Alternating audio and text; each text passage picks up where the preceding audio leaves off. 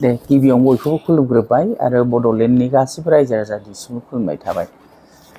थांनाय 29 नभेम्बराव जे जाथाय जालांबाय बिटिसि सेक्रेटारियेट नङा एसेम्ब्लिखौ बुख्रुब बुसि जालांबाय, बेयोथ' जोबोद मुगैथाव आंनि मथे आरो बेखौ आं निन्दा खालामो, गोख्रों रावजों निन्दा खालामो। बियो मोजां खामानि जायाखै।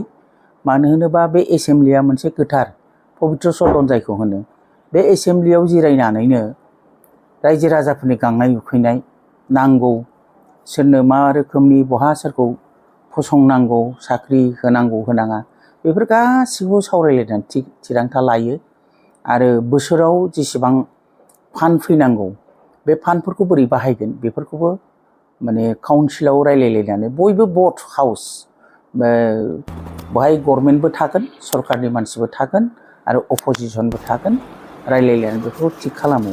बेखौनो बुख्रुबनायखौ नुनाया बेयो जोबोर दुखुनांथाव जादों आरो बिदि जानाङामोन। आङो नुनायाव बेहाय बड'लेण्ड इउनिभार्सिटिनि स्टुडेन्टफोरनि नामखौ लाबाय थादों, निउसाव नुदों। दा बड'लेण्ड इउनिभार्सिटिनि स्टुडेन्टफोरखौ सोर इन्सटिगेट खालामखो बेखौ खोब साननांगौलगिया नुदों, जादों। फारसेथिं बे जाथायखौ लानानै जेब्ला मिडियायाव बुंदों बयबो, दिपेन बर' बिथांमोनहा एबसुनिफ्राय गोख्रोङै बुंदों जे बेखौ बिथांमोनहा मिथिया, बिथांमोननियाव गैया होननानै बिथांमोनहा गोख्रोङै बुंदों आरो बिथांमोननि एजेन्डायाव गैयामोन होनदों। बेखौ स्टुडेन्टफ्रानो गावसोरनो आबेगिक भाबै इमसनजों फैनानै खालामनाय बाथ्राखौ बुंदों। नाथाय जोंनि नोजोराव एबसुनि फ्लेग लानानै एखेबारे मेन गेटनिफ्राय माखौबा होसोलांनानै दों दों दों खारनानै बै मोनसे गेटखौ बारखोहैलायनायखौ जों नुदों। जुदि एबसुआ बेहाय आखाइ गैयामोनब्ला बे एबसुनि फ्लेगखौ बाहायनो सोर अर्डार होखो? मोनसे आफादनि बा मोनसे दोलोनि फ्लेगखौ हाइकमेन्डनि बोसोन नङाब्ला बेखौ बाहायलाबायनो हाया। दा जुदि गावसोर गैयामोनब्ला बे फ्लेगखौ बाहायनायनि सायावबो दिनै जोङो एबसुखौ सोंखारिनाय बा दुखु फोरमायनायखौ जों नुवाखै आरोखि। दा बेहाय साननांगौ बाथ्राया नैबेबो जादों, एखेबारे माने हाग्रामा महिलारि सारखौ टारगेट खालामनानै बुंनाय स्लगान होनायफ्रा स्पस्ट' भाबै नुजादों आरो सानफ्रामबो जेरैबायदि मिडियायाव फैबाय थादों, हयथ' स्पस्ट'खौ नुदों जे एखेबारे टारगेट खालामनाय जादों बे ओइदिनखालिनि खुद्रिनाया।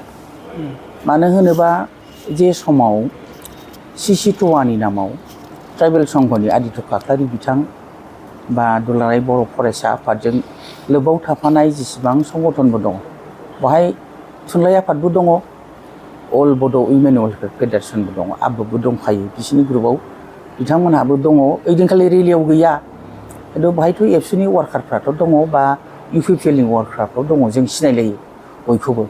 ओंखायनो जायनि थाखाय जोंहा साननो बाध्य जादों, बेहाय एबसु इउपिपिएल एखे होननाय बाथ्राया जोंहा बेहायनो साननांगौ बा होननो बाध्य जों दङ, प्रमान दङ आरोखि।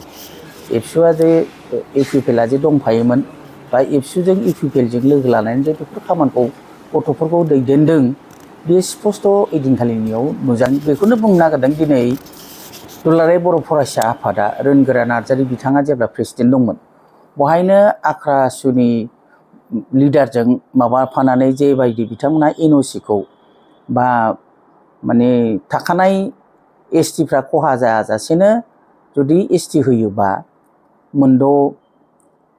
मोनद' जातिफोरनो हारिफोरनो एसटि होयोबा जोंहा बुंनांगौ गैया, बे बाथ्राखौ सिगांनिफ्राय बुंबाय थादोंमोन। बिनि उनावहाय हाग्रामा महिलारि बिथाङाबो जेला गावनि सरकार दंमोन, रोनगोरा नार्जारि बिथाङा होदों 2006आव, हाग्रामा महिलारि बिथाङा होनदों 2016आव। दा सिगाङाव सोरनिफ्राय फैदों? दा बेफोरथ' खोथा जायाखै। नैबे खोथाखौ जों बुजिनानै लादों आरो जेनेबा बयबो हारिहा थांनानै थानायनि मोन्थाय दङ, गाव गावनि अधिकारखौ बिनायनि, बिख'नायनि, संग्राम खालामनायनि, सरकारनि खाथियाव गाबख'नायनि बयहाबो मोन्थाय दङ। जोंबो बिदि होसिख्रावनानै गाबखांनानै जोङो दिनै बिटिसिखौ मोनदों। दा बे बेलायाव बिथांमोनाबो मोन्थाय दङ। दा बेखौ होनो हानाय हायैया बे सरकारनि बाथ्रा, कनस्टिटिउसननि बाथ्रा।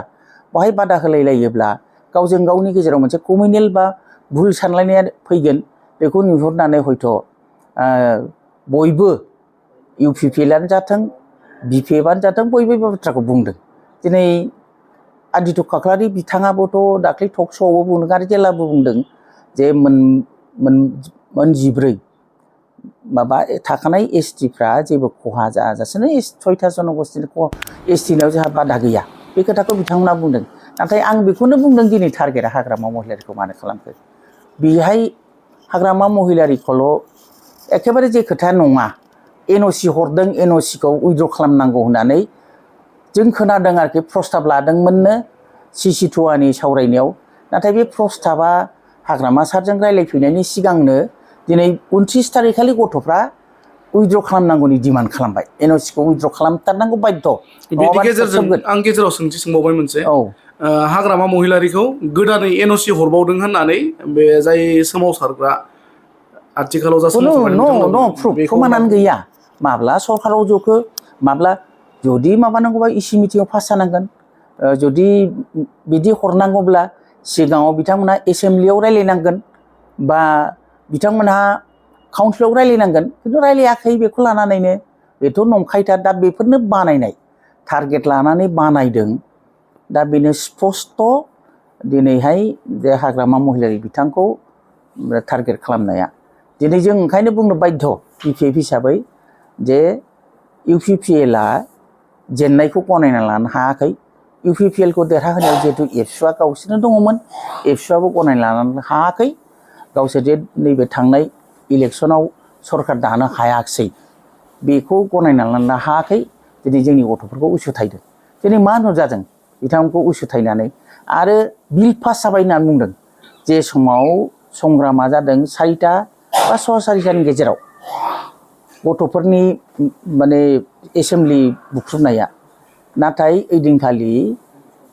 आसाम एसेम्ब्लियाव ग्रुप अफ मिनिस्टार्सफोरनो जे प्रप'जालखौ होदों मोनानि 6:30 ना 7टायाव होदों नाथाय बिनि सिगां बिल पास जाबाय होननानै ओरैबायदि गन्डगल खालामबाय सोर बिसोरनो खोन्थाहरखो बिसोर रेलिनि समाव सोर खोन्थाहरखो सोरबा जुदि बुंहराखैबा बेफोरबो साननांगौ बाथ्रा दा दुखुनांगौ बाथ्रा बेसो जोंनि गथ'फोरखौ हौवासाखौनो जा बा हिन्जावसाखौनो जा स्टुडेन्टफोरखौ मानो बेबायदि गाज्रि लामाथिं मानो आगान सुरनो होखो दा दिनै गोदान दाय नागिरदों जे बुंदों जे पुलिसफ्रा गेटखौ होबथायोमोनब्ला बिदि जानाय नङामोन ओइदिनखालि जुदि पुलिसा एक्टिभ जायोमोनब्ला लाठिचार्ज जागौमोन दाया सोरनाव थांगौमोन हाग्रामा सारनाव थांगौमोन बा जों गार्जेनफोरनाव थांगौमोन आरो दिनै जों नुदों जे माखासे हिन्जावसाफोरनि अश्लील मख'थावै जेबायदि बाथ्राखौ बुंदों आरो बेखौनो बारे गावसोरनो फट' खेबनानै दिनै मिडियायाव होबाय थादों दिनै बिसोर बे गथ'फोरखौ टारगेट खालामनाय जादोंना जायाखै जे नै बिसोरनो जै होग्राफ्रा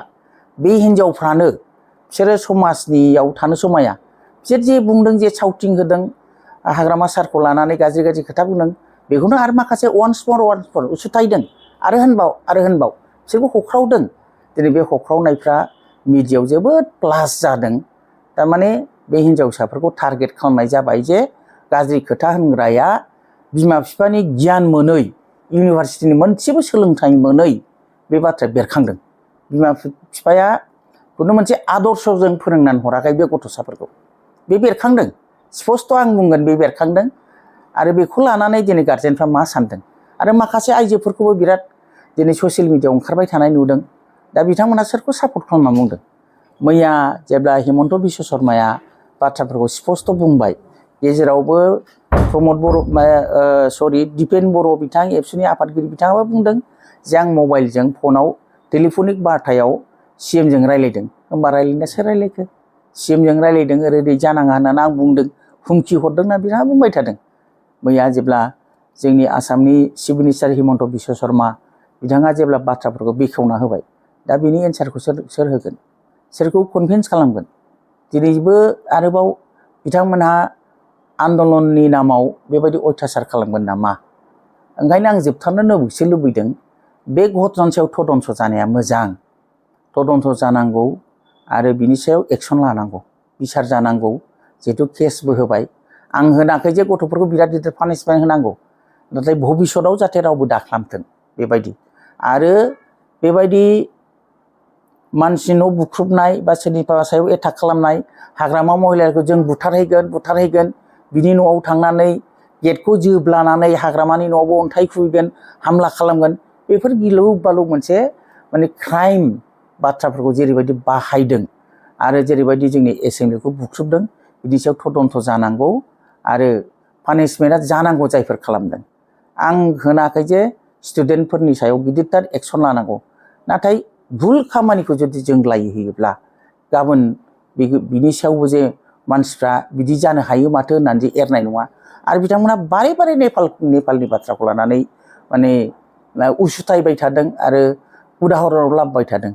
मानो नेपालनि खोथाखौ बाहाय गले गले लाबोदों, सोर लाबोहोदों, मानो लाबोदों, मानो नेपाल खालामनो नागिरदों? जोंहा जेरै माने हाग्रामा महिलारि बिथांखौ जोलैनि हांगार होननानै एस्टाब्लिस खालामनो नागिरदों। हाग्रामा महिलारिखौ बर'नि थै गैया होननो नागिरदों। हाग्रामा महिलारि बिथाङा जुदि बर'नि थै गैयाबा 6 सिडिउल एकर्डखौ सोर खालामखो? बिटिसिखौ सोर लाबोखो?